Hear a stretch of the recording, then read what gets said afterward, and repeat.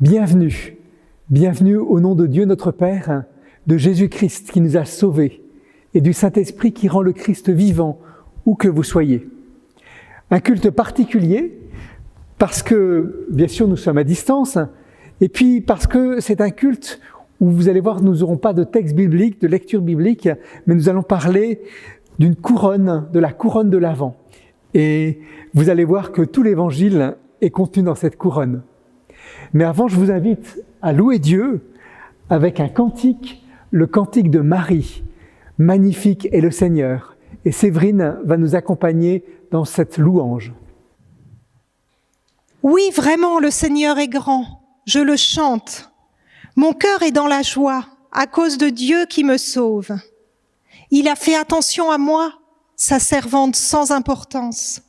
Oui, à partir de maintenant, les gens de tous les temps diront mon bonheur. Le Dieu Tout-Puissant a fait pour moi des choses magnifiques. Son nom est saint. Magnifique est le Seigneur. Magnifique est le Seigneur, tout mon cœur pour chanter Dieu. Magnifique est le Seigneur, alléluia, alléluia. Il sera plein de bonté pour toujours envers ceux qui le respectent avec confiance. Il agit avec beaucoup de puissance. Il chasse ceux qui ont le cœur orgueilleux. Il renverse les rois de leur siège et il relève les petits. Magnifique est le Seigneur. Magnifique est le Seigneur, tout mon cœur pour chanter Dieu. Magnifique est le Seigneur, alléluia, alléluia. Il donne beaucoup de richesses à ceux qui ont faim. Et les riches, il les renvoie les mains vides. Il vient au secours du peuple d'Israël, son serviteur. Il n'oublie pas de montrer sa bonté. Voilà ce qu'il a promis à nos ancêtres, à Abraham et à sa famille pour toujours. Magnifique est le Seigneur. Magnifique est le Seigneur, tout mon cœur pour chanter Dieu. Magnifique est le Seigneur, alléluia, alléluia. Le nom du Seigneur est saint, son amour toujours rejoint ceux qui se confient en lui. Alléluia, alléluia. Il abat les orgueilleux, il renverse les puissants, mais il élève les humbles. Alléluia, alléluia. Il nourrit les affamés, mais le riche et l'heureux pur, il les renvoie les mains vides. Alléluia, alléluia. Que puissance, honneur et gloire reviennent à Dieu trois fois saint, aujourd'hui et à jamais. Alléluia, alléluia. La couronne de l'Avent. Mais d'abord, d'où vient cette couronne ? Eh bien, cette couronne vient de l'impatience des enfants. Pas de n'importe quelle impatience, l'impatience des enfants avant Noël. En effet, c'était au XIXe siècle, près de Hambourg, dans un orphelinat, dans une grande maison, dans la campagne. C'était un pasteur, le pasteur, je ne sais pas son nom par cœur, le pasteur luthérien Johann Hinrich. Ce pasteur recueillait des enfants, tout plein d'enfants autour de lui. Et puis ces enfants étaient impatients au moment de Noël. Il lui disait, mais c'est quand Noël ? Noël, c'est dans 20 jours, 22 jours. Et puis 3 minutes plus tard, un autre enfant venait le voir. Mais c'est quand Noël ? 22 jours. C'est quand Noël ? 22 jours. Et le lendemain, ça recommençait. Dis-nous, c'est quand Noël ? C'est quand Noël ? Les enfants avaient tellement envie de vivre ce Noël, d'être déjà à Noël. Alors, le pasteur a une idée. Il a pris une couronne. Alors, probablement que c'était à ce moment-là comme des roues de chariot. Et puis, il a mis 20 bougies rouges pour chaque jour. Et 4 grandes bougies blanches pour les jours de Noël. Et puis, pour les dimanches avant Noël. Et puis, quand le jour passait, on allumait une bougie. Et là, comme ça, les enfants voyaient tout de suite que Noël approchait. Et puis, il y avait ces lumières qui, petit à petit, qui s'allumaient pour que ça fasse presque comme un grand brasier au jour de Noël. Aujourd'hui, la couronne de l'Avent, il reste les 4 bougies de dimanche. Mais ces bougies, elles ont un petit nom. Elles ont même un nom et un prénom. Elles ont le nom d'une vertu, ils ont le nom de quelque chose qui va nous raconter l'histoire de l'Évangile, et puis également le nom d'un personnage. Et je vous propose maintenant de voir ces 4 noms en allumant nos bougies. La première bougie, pour le premier dimanche de l'Avent, je l'allume, c'est la bougie du pardon. La bougie du pardon. La première chose dans notre foi, dans notre relation à Dieu, c'est ce pardon. Avant même que nous ayons prononcé un mot, avant même que nous ayons appris à chercher Dieu, avant même que nous le rencontrions, nous sommes déjà pardonnés. Il y a le pardon de Dieu qui nous est affirmé, qui nous est donné. Et le prénom de cette bougie, c'est ce personnage de la Bible. Ce premier personnage, c'est Adam. Le pardon avec Adam. Et l'histoire de Adam et Ève, c'est pas l'histoire tellement de la création du monde, c'est surtout notre histoire de notre relation avec le mal, avec le péché et avec le pardon. Nous vivons dans un monde où le mal est présent. Et Adam a vécu ça. Adam, dans l'histoire d'Adam, nous avons ça. Adam est là, Ève est là, et puis tout d'un coup, on voit un serpent.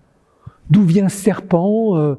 C'est lui qui incarne le mal, mais on ne sait pas d'où il vient. Il est là, tout simplement.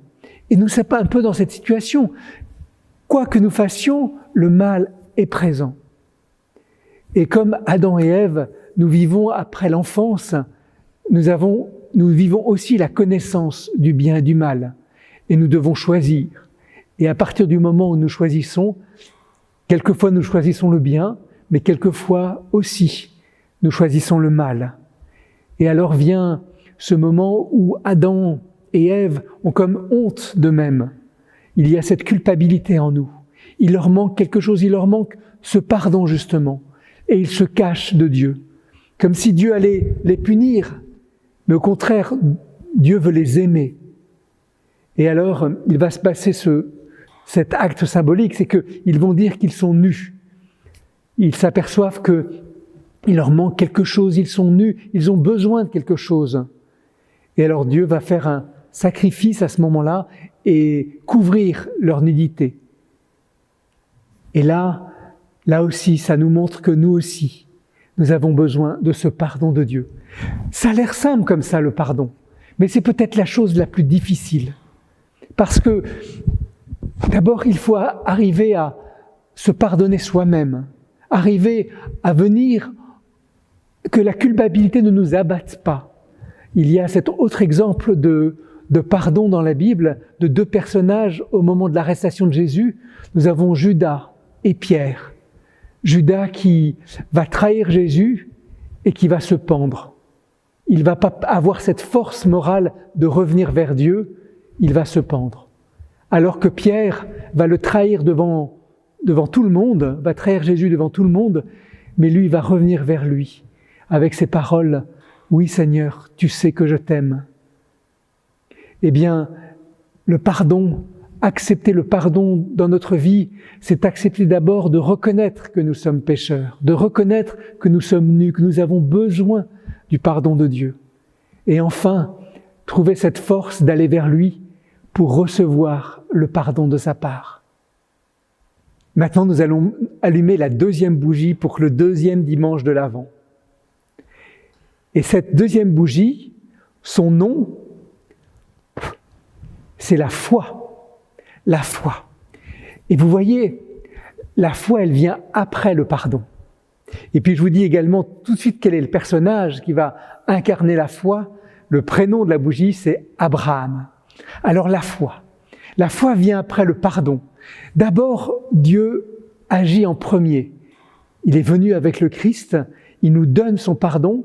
Et comment nous allons réagir par rapport à ce pardon qui nous est donné? Comment nous allons réagir par rapport à cet amour que Dieu nous donne? Eh bien, c'est la foi. Croire en ce Dieu qui nous aime.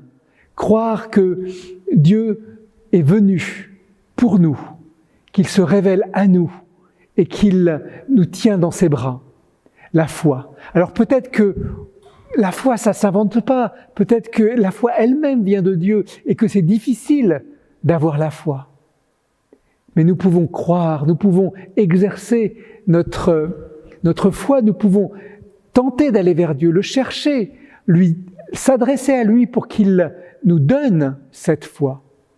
Je me souviens, ma maman me disait cette prière qu'elle a fait à un moment donné quand elle était plus jeune que moi à l'époque, elle avait une 40aine d'années. Sa mère était en train de mourir et elle a fait cette prière. Elle a demandé à Dieu, donne-moi la foi. Et la foi est venue à elle.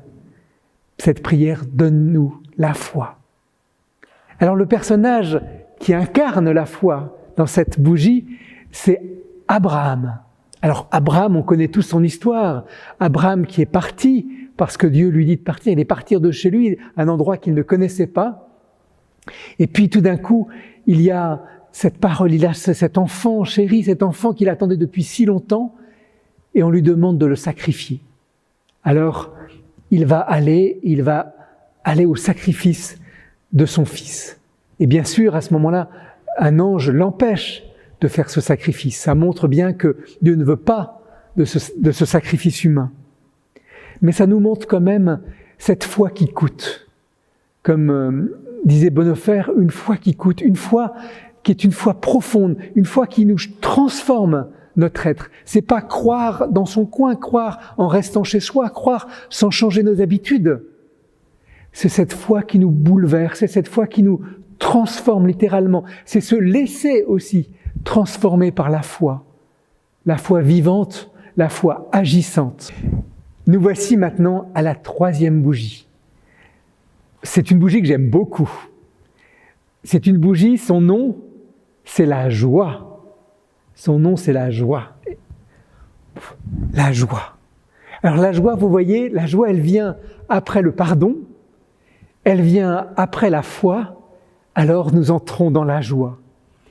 Souvent, on s'imagine la vie chrétienne comme une vie compliquée, comme une vie avec des commandements. Mais la vie chrétienne, c'est tout le contraire des commandements. C'est une foi agissante, c'est la vie de Dieu en nous qui nous transforme. Et c'est vrai qui nous fait agir. Mais ce n'est pas des obligations, ce n'est pas des lois qui nous contraignent à telle ou telle chose. C'est d'abord cette joie du salut, comme nous dit Paul, cette joie de se savoir sauvé, de se savoir aimé de Dieu. Imaginez, vous n'êtes plus jamais seul parce que vous savez que Dieu vous aime. Vous savez que en toutes circonstances, il est là avec vous, que ces circonstances soient bonnes, qu'elles soient mauvaises, que vous soyez dans un moment de paix, dans un moment de bonheur dans votre vie, ou que vous soyez dans un moment de malheur, de difficulté, de tristesse. Dieu est avec vous, il est présent, il vous accompagne et il vous aime. Plus jamais seul, toujours aimé, se savoir pardonner, se savoir aussi avec cette espérance du salut, cette espérance de retrouver le Christ. Alors la joie, elle est incarnée par ce personnage, David. Qu'est-ce que David a à faire avec la joie? David, c'est plutôt un guerrier. Eh bien, il y a un épisode dans la vie de David qui est très parlant.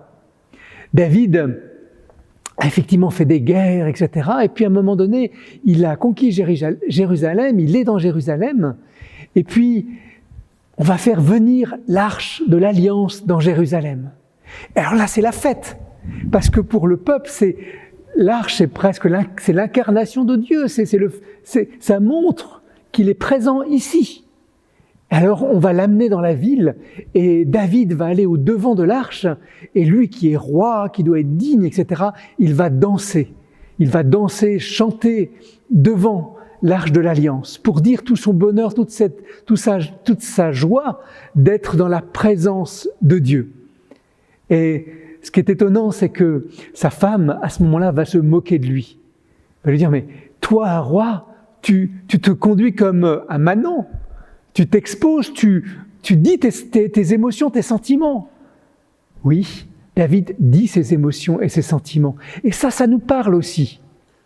Combien souvent nous sommes austères par rapport à notre foi. Combien souvent nous sommes sur le registre de la demande de pardon, et c'est bien. Nous sommes sur le registre de la gravité. Parfois, c'est bien. Mais combien l'Évangile nous invite à la joie.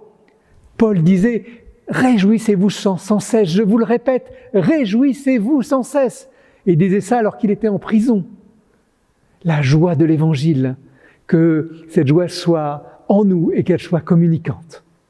Alors j'allume la 4e bougie. Alors les enfants, je l'allume un petit peu à l'avance.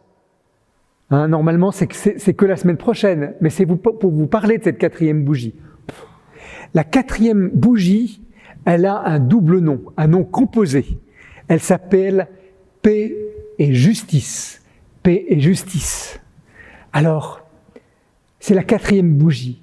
Après le pardon, après la foi, après la joie que nous donne l'Évangile, eh bien, il y a la paix et la justice. La paix et la justice, c'est d'abord une espérance. L'espérance de la venue de Dieu. Dans nos vies, bien sûr, mais sa venue dans le monde, le fait qu'on le rejoigne, qu'on soit dans un monde vraiment de justice et de paix. Il est la justice, il est la paix. Et nous savons que nous ne vivons pas dans un monde de paix et de justice. Nous savons que malgré les années qui passent, malgré les grandes guerres qui ont lieu, il y a toujours des conflits. Encore tout récemment, au Haut-Karabakh, il y a encore des milliers de morts à 2 pas de chez nous. La guerre est toujours là. Nous avons cette espérance de la venue du Christ, de son retour, avec l'installation de cette paix et de cette justice. Nous avons l'espérance de le retrouver, d'être dans la félicité de sa présence. Mais la paix et la justice, c'est aussi quelque chose qu'il faut travailler. Nous sommes amenés à être des artisans de paix, des artisans de justice. Si nous avons reçu l'Évangile, ce n'est pas simplement pour nous. Nous avons reçu l'Évangile pour être témoins du Christ. Nous avons reçu l'Évangile pour être témoins en parole, bien sûr, mais aussi en actes. Faire des actes de paix, des actes de justice. Être capable de se réconcilier avec ceux qui ne nous aiment pas ou ceux avec qui nous sommes en bisbise. Des actes de paix où nous apportons la paix là où nous pouvons. Des actes de justice où ce n'est pas notre propre intérêt que nous allons chercher, mais la justice pour les autres, la justice pour Dieu. Alors ceux qui représentent cette justice, cette paix, ceux qui l'ont annoncée, ceux qui la réclament, ce sont les prophètes. Alors le prénom de cette bougie, c'est l'ensemble des prophètes. Et peut-être un de ces prophètes emblématiques, c'est le dernier, c'est Jean-Baptiste. Jean-Baptiste annonce le royaume de Dieu. Le royaume de Dieu est proche. Nous sommes en plein dans le temps de l'Avent, dans le temps de cette attente de la venue du Christ. Le royaume de Dieu est proche. Alors faites des actes de justice. Et justement, le temps de l'Avent, c'est peut-être le temps qui nous met en route pour être ces témoins de la paix et de la justice. Alors je vous disais que la couronne de l'Avent nous dit l'Évangile avec le pardon, la foi, la joie et la paix et la justice. Mais il manque un personnage, nous avons aussi 4 personnages. Nous avons eu d'abord Adam, Abraham, David et les prophètes. Mais il manque un personnage essentiel. Alors c'est pas dans l'avant, mais c'est au moment, tout cela annonce une personne, Jésus-Christ. Et Jésus-Christ, on le retrouve dans la couronne. D'abord, c'est un cercle. Un cercle. Jésus nous dit qu'il est l'alpha et l'oméga, le début et la fin. Et ce cercle nous fait penser aussi à sa venue, à sa mort, à sa résurrection et à son retour, comme un cercle. Le cercle nous rappelle cette vie, nous rappelle le symbole de la vie et nous rappelle sa résurrection. Et puis, sur une couronne de l'Avent, alors là on ne le voit plus très bien parce qu'elle date déjà de l'année dernière, mais il y a des branches de sapin. Des branches de sapin qui sont vertes. Et parfois même sur certaines couronnes, là, il y en a ici, il y a des fruits. Là aussi, le fruit et les arbres verts et le sapin vert en plein milieu de l'hiver, ça nous rappelle qu'il est vivant, que malgré la mort, malgré la désolation, il est vivant, la résurrection. Jésus nous dit « Je suis le chemin, la vérité et la vie ». Et puis sur cette couronne, il y a bien sûr ces bougies et cette lumière. Jésus est la lumière du monde, nous dit l'évangile de Jean dans ses 3 premiers chapitres. Il est l'espérance, il est cette lumière au milieu de la nuit, cette lumière au milieu de l'hiver, dans les instants les plus courts, dans les instants où la nuit s'est installée, il est la lumière, il est une espérance forte. Et puis sur certaines couronnes, il y a également des feuilles de houx. Des feuilles de houx, des feuilles, vous savez, ces petites feuilles avec ces petits piquants. Et ça nous rappelle quelque chose que Dieu a fait pour nous. Ça nous rappelle la couronne d'épines que Jésus a portée, a eu sur la tête.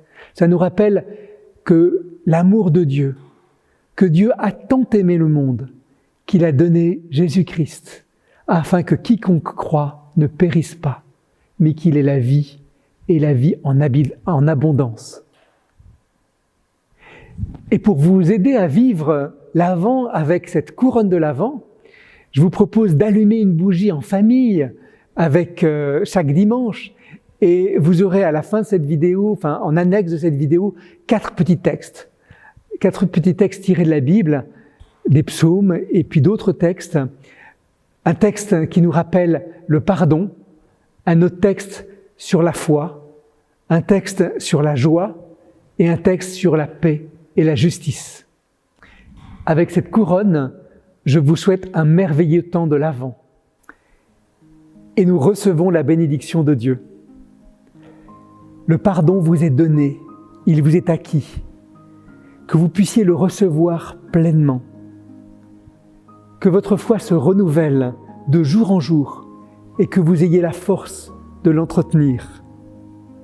Que la joie de Dieu vous habite en toutes circonstances, bonnes ou mauvaises, et que votre joie rayonne autour de vous.